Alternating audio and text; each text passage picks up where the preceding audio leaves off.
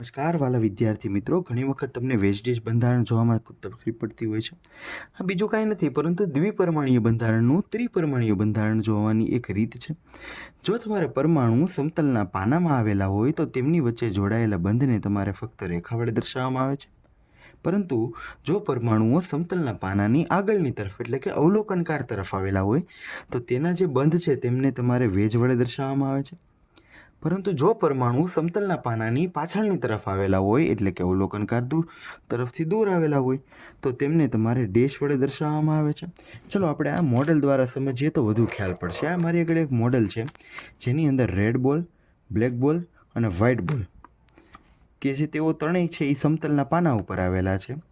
પરંતુ જો ધ્યાનથી જોશો ને તો બ્લુ પરમાણુ છે એ સમતલના પાનામાં નથી આવેલો.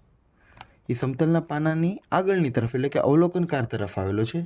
તેથી એની વચ્ચે જે જોડાયેલો બંધ છે એને આપણે વેજ બંધ કહેશું. પરંતુ જો હું થોડુંક એવું પાછળ ફેરવું તો મને ખ્યાલ પડશે કે જે ગ્રીન બોલ છે એ સમતલના પાનાની પાછળની તરફ છે. તેથી તેમની વચ્ચે જોડાયેલા બંધને મારે ડેશ બંધ વડે દર્શાવવામાં આવશે. આમ આપણે વેજ ડેશ બંધારણ સમજી શકીએ છીએ.